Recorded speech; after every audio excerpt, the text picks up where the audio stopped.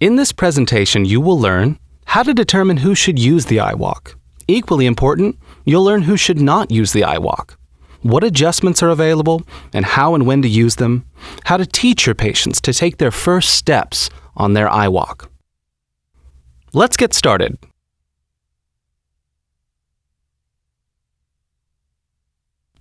So what is this thing?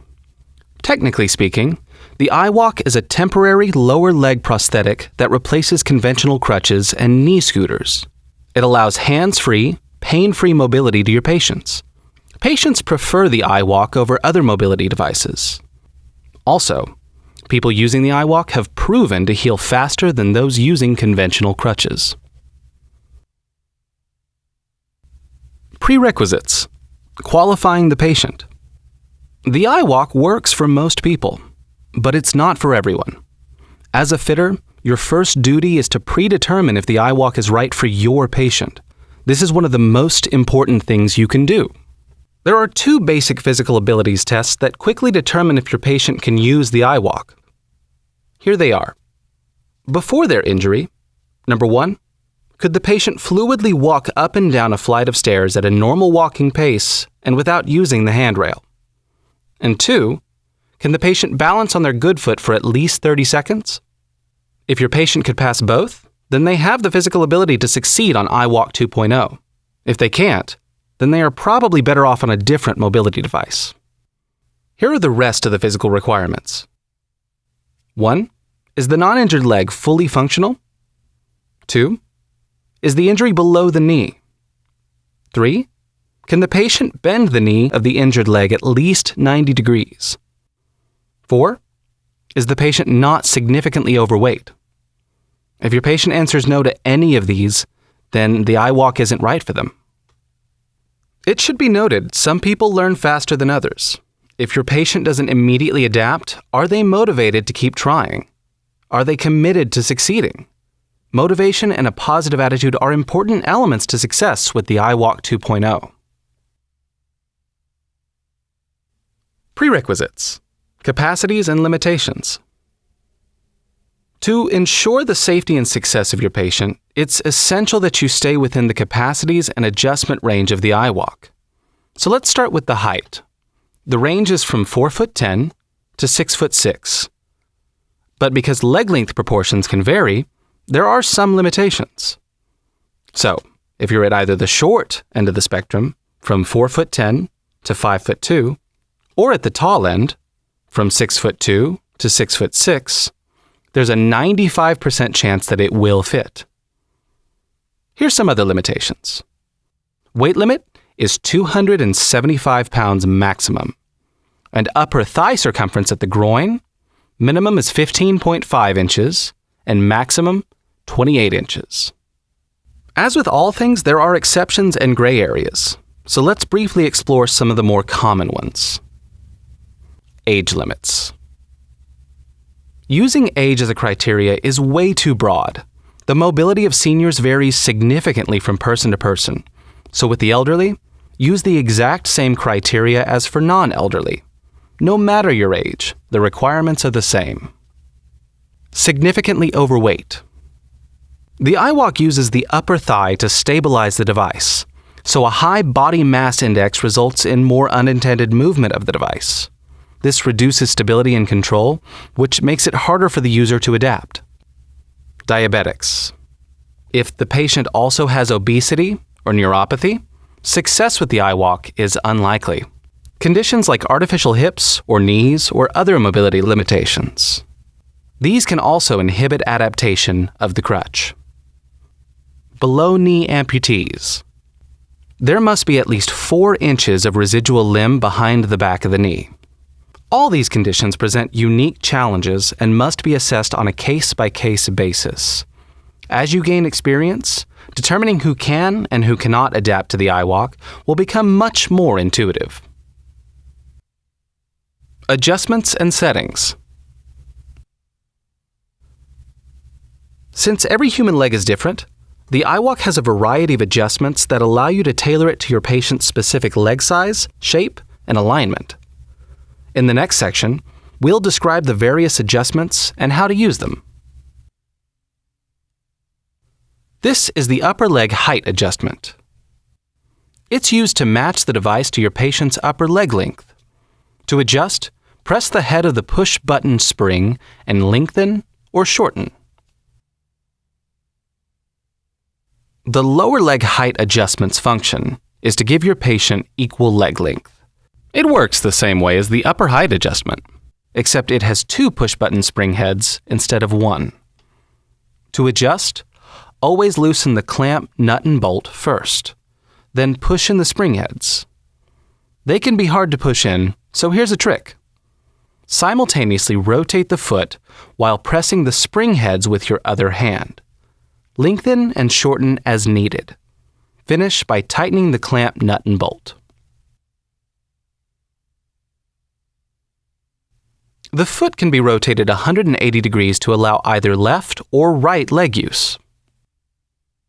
Straps. There are 3 straps that are used to securely anchor the iWALK to the patient's leg. This is essential for stability and control.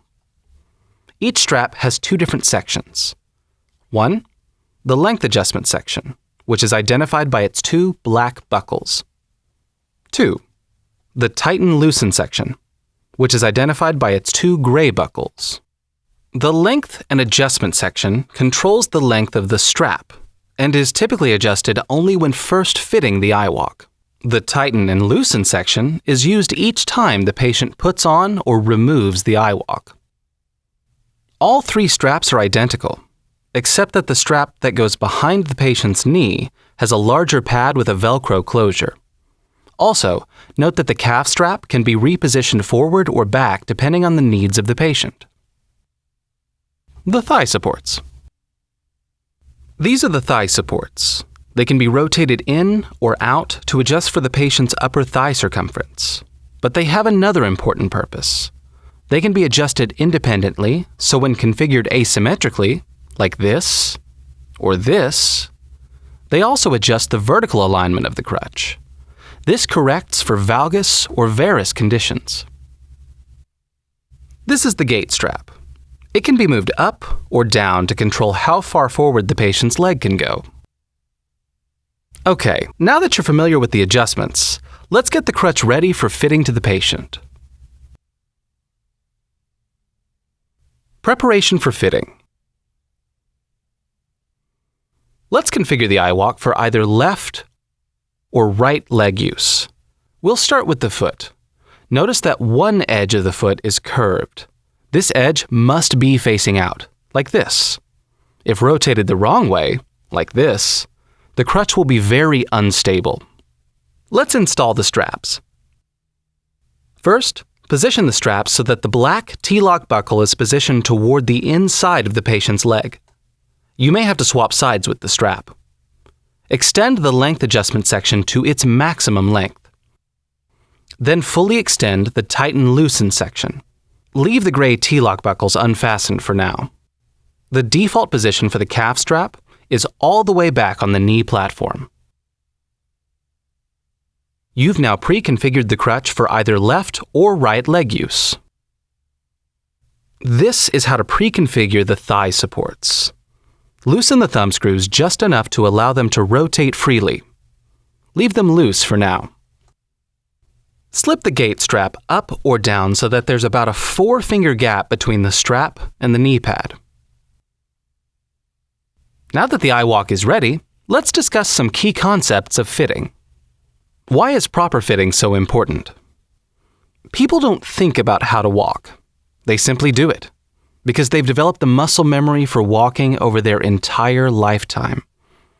The iWALK crutch becomes your patient's lower leg, so the closer you come to mimicking their normal leg geometry, the more they can recruit their pre-existing muscle memory for walking. The height should be the same. The foot placement should be the same, and there must be a secure connection between the patient's leg and the iWALK to eliminate unintentional movement of the crutch. A trained fitter can quickly achieve all of these things, which makes the iWALK feel strangely familiar to the patient right off the bat. It makes sense. With only minor adaptations, they're using the same muscle memory that they have been using their whole life. An incorrect fitting forces more adaptation, and adaptation takes time. If too much adaptation is necessary, some patients, even though qualified, won't adapt. So a good fitter will make the appropriate adjustments to mimic the patient's real leg, and thereby limit the adaptations necessary for the patient to learn to walk. When fitting, always remember the 3 key objectives: height, tight, and angled right. Height refers to the 2 height adjustments of the iWALK: the lower height adjustment, which is below the knee platform, and the upper height adjustment, which is above the knee platform. Tight means that the straps are clinched fully tight. Tight straps will eliminate all unintentional movement of the crutch, which is essential for stability and control. When properly tightened, it's nearly impossible to slip a finger between the strap and the patient's leg. Angled right refers to the vertical angle of the crutch. Proper vertical alignment will place the iWALK foot where the patient's human foot would normally be. So, let's get the patient prepared for the fitting process. Preparation for fitting patient and environment. First, remove everything from their pockets. Make sure they are not carrying anything, like a purse or backpack. Next, visually determine where the top of the leg is, which basically means where the leg meets the groin area. If your patient is wearing pants that don't allow you to see where the top of the leg is, have them pull them up by the waist until you can. Directly after the fitting, the patient will start walking, so the fitting must be done in a suitable area. You need a hard, level surface that allows the patient to walk at least 10 steps in a straight line without any stopping, turning, or avoiding obstacles. A long hallway works well, or balcony, or deck, especially with a rail, is another good example. Avoid carpets, especially padded carpets. Have the patient maintain upright, erect posture during the entire fitting process. Guests should not be allowed to observe or participate. Well-meaning observers can make the patient nervous, distract them, or offer inappropriate assistance or advice. iWALK training works best as a one-on-one situation between you and your patient. Finally, the patient must be mentally and emotionally prepared and motivated to learn. If the patient is too nervous, afraid, or not enthusiastic to use the iWALK, then don't force them. It's better to wait until they are ready. Now you, the iWALK, and the patient are ready for fitting. Fitting. Kneel directly in front of the patient when fitting. This prevents them from trying to walk prematurely and gives you control to make adjustments or assist the patient if they lose their balance. Double-check to ensure that you've correctly adjusted the foot for left or right leg use. Adjust the lower leg height. With the patient standing, find the bottom of their patella. It's best if you use their good leg for this. Adjust the height until the back of the knee platform at the bottom of the V-section is aligned with the bottom of the patella. This will give you a basic starting point. Have the patient kneel on the crutch. But first, we're going to give you some important tips on exactly how to do it. Place your patient in the start position. This means their feet are side by side, about hip width apart. If they can't bear any weight on their injured leg, they can use their crutches, a handrail, or other means to assist their balance. Have them bend their knee 90 degrees and lift their leg enough so you can slip the crutch underneath their shin. Estimate the point on the ground where the foot of their injured leg would normally be. Keeping the foot on this spot, tilt the crutch back until the knee platform is underneath them. As your patient lowers onto the knee platform, grasp behind their knee and pull them all the way forward until their thigh is firmly pressed against the gate strap. Also, their upper thigh should be firmly against the back of the handle. Check your lower leg height adjustment. With your patient putting 50% of their weight on each leg, the crutch leg should be half to 1 inch shorter than the good leg.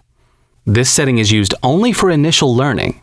Later, you will adjust it to provide equal leg length. If the height is correct, you will see a very slight bend in the knee of the good leg. Throughout the fitting process, it's essential that the patient distributes their weight 50-50 on each leg. They'll instinctively shift the majority of their weight to the good leg over and over, so you have to constantly watch for this and correct it whenever it happens. Now adjust the upper leg height. You want the thigh support as high as possible, right at the groin. The higher you go, the more stable the crutch will be. Have the patient grasp the handle and practice standing. Make sure that their feet are properly positioned and that their weight remains distributed 50% on each leg. Also, make sure that they don't lean back. We will now adjust the thigh supports. Adjusting for thigh size is straightforward. Adjusting for vertical alignment is more complex and less intuitive. But with time and experience, you'll be able to easily do both. For the new fitter, we have a simplified process that ensures the iWALK will feel as stable as possible. If needed, it can always be readjusted later. Rotate the inner thigh support as far inward as possible, beyond the point where it first contacts the leg.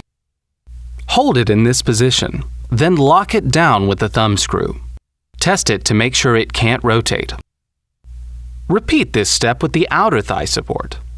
When both thigh supports are locked down, there should be no gaps between the thigh and the thigh supports or back of the handle. We will now adjust and tighten the straps. Start with the knee strap. Open up the Velcro flap so you have access to the black buckle. Kneel in front of the patient and drape the strap over the back of the knee. Then fasten the gray T-lock buckle to the knee platform. Pull tight on the end of the length adjustment section until the strap is really snug. Then finish by cinching tight on the tighten-loosen section. Remember, tight is right. It should be nearly impossible to slip a finger between the strap and the patient's leg. Retighten whenever necessary. Next, do the upper thigh strap. A good trick to avoid getting too personal is to pull down on the gray buckle end of the strap while threading the strap between the patient's legs. Reach around with your other hand, grab the strap, and finish by fastening the gray T-lock buckle to the outside thigh support. Adjust for length, then cinch it tight.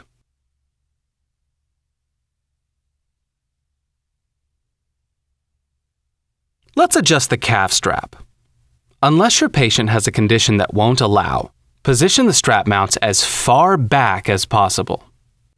Now fasten the gray T-lock, then adjust and tighten the strap. Common fitting mistakes. Before we start walking, let's go over some common fitting mistakes. 1. Straps are too loose. This destabilizes the iWALK, so keep the straps super tight, especially when learning. Also, retension the straps after the first few steps. 2. Vertical alignment. This is commonly overlooked, but it's really important. Correct vertical alignment will make the iWALK feel more like the user's real leg, which makes balance much easier. 3. Thigh supports too loose. Both thigh supports should be slightly compressing the user's thigh. Don't allow any gaps between the user's leg and the thigh supports. 4. Upper length adjustment too low. An incorrectly placed thigh support can cause instability. Adjust it as high as it can go. 5. Foot is not correctly oriented. The curved edge must be facing out, like this, not in like this. If incorrect, the iWALK will be very unstable and almost impossible to learn. Teaching your patient to walk is really rewarding. You'll see them light up when they realize that you've given them their life back. Remember that everyone learns at their own pace. Some start walking immediately. Others require more time. Before we start walking, now some basics about walking that you probably never realized. When we stand, our center of mass is directly over our feet, meaning we're standing straight up. To start walking, we have to first get our center of mass in front of our feet. In layman's terms, we need to lean forward before we can walk. We don't fall down because we step forward, repositioning our foot to be under our center of mass. When you repeat the process by alternating feet, you're walking. The key point here is that you can't walk by simply placing your foot in front of you. If you do this, you'll simply fall backwards, because now your center of mass is behind your feet. So your patient will need to commit to leaning into their step, which can be a real leap of faith when using the iWALK for the first time. Now that we've covered the theory of walking, let's teach your patient to walk using one simple drill that will get them used to balancing on the iWALK. We'll remind you again, your patient will keep shifting most of their weight to their good leg, which will make it much harder to learn to walk. You'll see them leaning slightly toward the side of the good leg. Whenever they do this, and everyone does, correct them back to 50-50 weight distribution. Also, make sure they keep their eyes up. 100% guaranteed they will look down. Everybody does. But when they do, it changes their posture and makes learning more difficult. So heads up. Always. First, position your patient in the start position, feet side by side, with equal weight on both legs. They should be standing erect, eyes up. You should be kneeling directly in front of them. Ready? Here's the drill. Have the patient grasp the handle. Next, pull the handle towards you with a steady, consistent force. As the device tilts forward, the patient's upper body should naturally follow until they instinctively step forward with their good foot. To complete the drill, the patient must have shifted all of their weight to the forward foot. That accomplished, have them step back and return to the start position. Then repeat the drill as many times as it takes for them to perform the drill fluidly.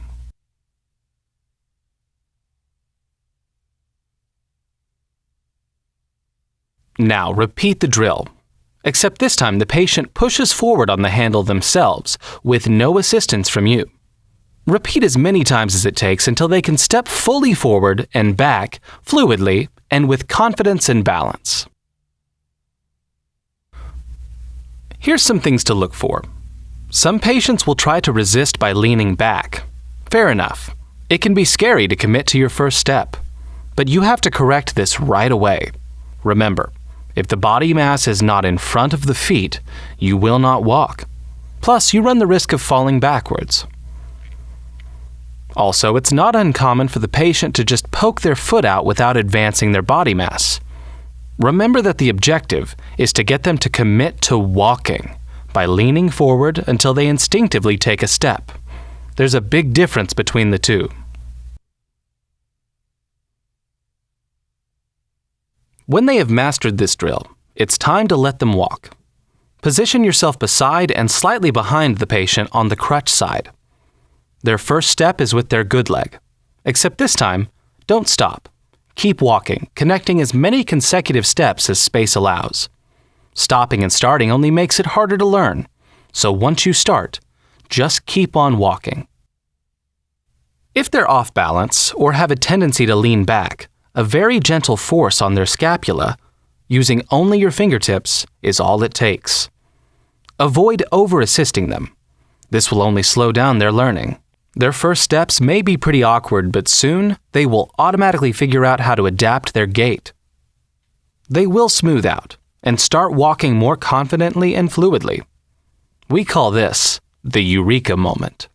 After the eureka moment, keep the patient walking so their body can memorize the gait adaptations.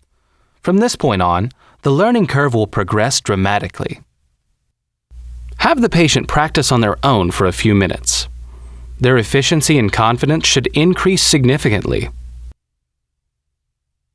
Once the patient exhibits basic competence, it's time to go hands-free. Have them let go of the handle. Their arms should be at their sides, swinging as naturally as possible. When they're competent at walking with no hands, readjust the lower assembly height to provide equal leg length. Also, check the strap tension and tighten as needed. Equal leg length makes the iWALK more efficient, so most people will prefer this new setting. Congratulations! You have just improved their life. Psychological factors. Patients perfectly suited physically can often struggle due to psychological barriers. Here's some of the more common ones. If the patient has a bad attitude, is overly scared or nervous, or is not highly motivated to succeed, well, they probably won't. Type A. These patients can overthink the process. The body will quickly figure out how to adapt on its own, and overthinking will only make it more difficult. So as they're fitter, your goal is to get them to shut off their brain. Here's a great trick. While walking, distract them by asking them questions about themselves. Do they have kids? How many? What age? Pets? Occupation? Whatever. Get them talking so their brain is occupied in the conversation, leaving their body to sort out the walking. The control freak. This person doesn't want to be told what to do and will try to hijack or shortcut the learning process. Don't let them. Controlling the control freak is essential. You are the teacher, they are the student, and they need to follow your instructions for their own safety and success. The scaredy cat. Committing your full weight to the crutch can be scary, and some people will exhibit more fear than others. Your confidence and reassurance are essential to keep the scaredy cat calm and composed. The same distraction tactics used on the control freak often work on the scaredy cat. The defeatist. This patient has an I can't or I won't attitude. If the patient is really struggling and wants to give up, it's best if you don't force the device on them. Sometimes just taking a few minutes to gain their composure is enough. Sometimes, it's best to understand that the iWALK works for most people, but not everyone will adapt. Common mistakes. Now let's go over some common rookie mistakes that patients make. Identifying them and correcting them early are huge in getting the patient to iWALK sooner. A little coaching or a quick adjustment is often all it takes. Looking down causes postural changes which require additional gait adaptations, so don't let your patient do it. But they will. Guaranteed, everyone does. So watch for this, and constantly remind them to look up, into the distance. The wedding march. When bringing their good foot from back to front, your patient needs to momentarily commit all their weight on the crutch foot. If they don't, it results in a limp-like gait where instead of stepping all the way through, the patient takes half steps with their good foot and places it beside the crutch foot. We call this the wedding march because it looks like how a bride comes down the aisle. It's easy to spot and easy to fix. All it takes is some coaching. Constantly remind them that they need to commit all their weight to the crutch foot and bring the good foot all the way through with normal length steps. The catwalk. Most people step with their feet on either side of an imaginary center line. Some people place their steps on this line or even over it, like this. This is how models are trained to walk on the runway, but some people do this naturally. This makes the crutch angle inward, which can make it feel unstable.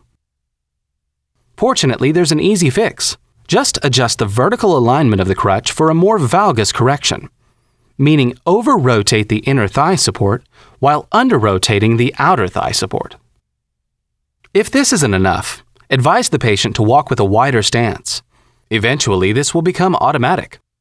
Bow-legged. You'll know your patient is bow-legged because the device will angle out too much. This is very stable, but not very efficient. The fix is easy. Adjust the thigh supports for more varus correction, which is exactly the opposite of the valgus correction. Inwardly rotate the outer thigh support and outwardly rotate the inner thigh support. Wobbly or unsteady. If your patient seems unsure or unstable, double-check to make sure the straps are fully tightened. Also, watch for their knee lifting off the knee platform when walking. If this happens, Immediately tighten the knee strap. Stubbing the eye-toe. This is when the front edge of the iWALK tread hits the ground during swing phase of gait. It's pretty scary for the patient, but it happens when their good foot is forward and firmly planted on the ground, so falls are extremely rare. This problem almost always resolves itself by the end of the first day of use. If the patient reports excessive fatigue in their good leg, it's a sure sign that they're over-recruiting the good leg, or that the iWALK is too low. If they report soreness in the lower back, it's also an indication that the lower leg height adjustment is too low. Allowing caregivers or companions to observe or participate. Don't. Over-instructing. Don't give them too much to think about. This will only make it harder for them to learn. Lacking confidence. Your patient may be nervous or scared, so demonstrating confidence throughout the fitting process will keep them calm. Common situations. Now that you have your patient walking, it's time to teach them to handle these common situations. Donning and doffing the iWALK. Your patient needs to know how to self-don and doff their iWALK. The process is easy. Let's review. Doffing. Starting at the calf strap, loosen the tension adjustment. Then remove the gray T-lock buckle. Repeat for the upper thigh strap. And finally, the knee strap.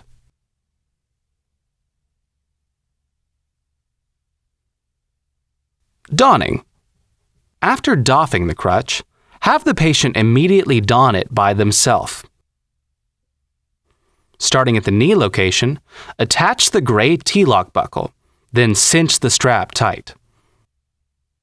Repeat for the upper thigh strap, followed by the calf. Initially, it can be awkward and time-consuming to don or doff the crutch, but within a day or so, it should only take 10 to 15 seconds. Stairs. Unlike crutches or scooters, stairs are safe and easy on the iWALK. You should train your patients on stairs as soon as they exhibit confidence in walking with no hands. When ascending stairs, remember 3 things. 1. Always hang on to the handrail. 2. Always lead with your good foot. 3. Step up with your good foot, then bring your iWALK foot up beside it, going 1 step at a time. Then repeat. For going downstairs, there are 2 methods. The recommended method is to descend backwards, meaning the patient will be facing upstairs while descending. It sounds scary, but it's really easy and very safe because you can easily grasp the handrail with either hand or both. This method is mandatory if the steps are steep or narrow. Lead with your crutch foot, followed by your good foot, going 1 step at a time. Then repeat. The other way to go downstairs is to face down, as you normally would. The handrail must be on the opposite side of your injured leg, so if right leg is injured, use the rail on the left side, and vice versa. Also, you need to turn your body so you're facing the rail. This means that you descend the stairs slightly sideways. This prevents your injured foot, which is sticking out behind you, from hitting the uphill step.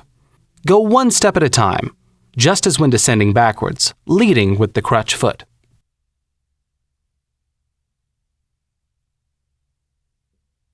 Getting in and out of cars. Before entering a car, you need to remove the crutch.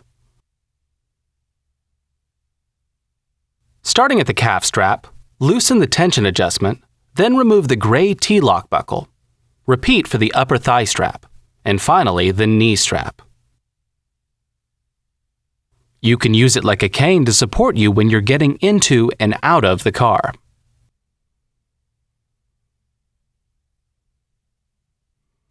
Here's how to store your iWALK. Most people try to lean it against a wall, but the tread of the iWALK is angled, so it can fall over and break the thigh support. The correct way to store your iWALK is to rest it on the back of the knee platform and the iFoot.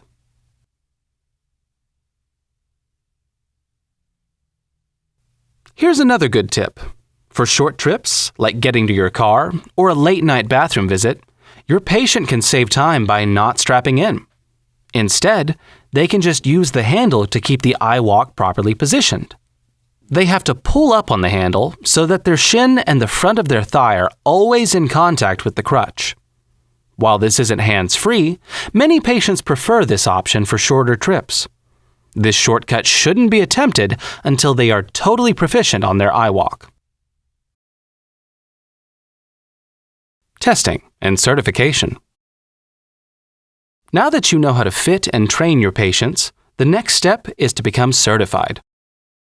There's benefits to becoming certified. First, certified fitters get an enhanced listing on our dealer locator, making your practice or store stand out. Also, many patients prefer instruction over learning it on their own. Getting certified is simple. You'll take our online test, which consists of multiple-choice questions based on this training. The test is interactive. After each answer, you'll get immediate feedback to assist in your learning. You can take the test as often as you like, and there's no limit to how many of your staff can take the test. After you pass, you'll get a certificate that shows you are a certified iWALK 2.0 fitter. Yay! As you do more fittings, you're certain to encounter unique situations not covered in this in-service. At iWALKFree, we're here to help you succeed, so feel free to contact us with any questions you might have. We also provide analysis and feedback of your fittings. Here's all you need to do. Take a video of your patient walking from the front. A smartphone video is perfectly fine for this. Have them do at least 5 successive steps. It's best if their entire body's in frame. If not, we at least need to see the entire crutch. Submit your videos on our website at www.iwalk-free.com/training or call us at 562-653-4222. Your certification test can be taken here at this web address. Or go to our website and find the test under the Physician and Dealer Resources menu. One last thing. Your patients may not know about the iWALK 2.0, and they should. So we help you to spread the word by providing you with free materials for your practice or store. We offer crutch display stands, brochures, RX pads for your front desk or exam rooms, video library, iWALK posters. Again, these are all free, and you can reorder as often as you need. To get your materials, go to our website at the following address. Thanks for your participation in becoming a certified fitter. Your forward thinking will result in a lot of very happy patients.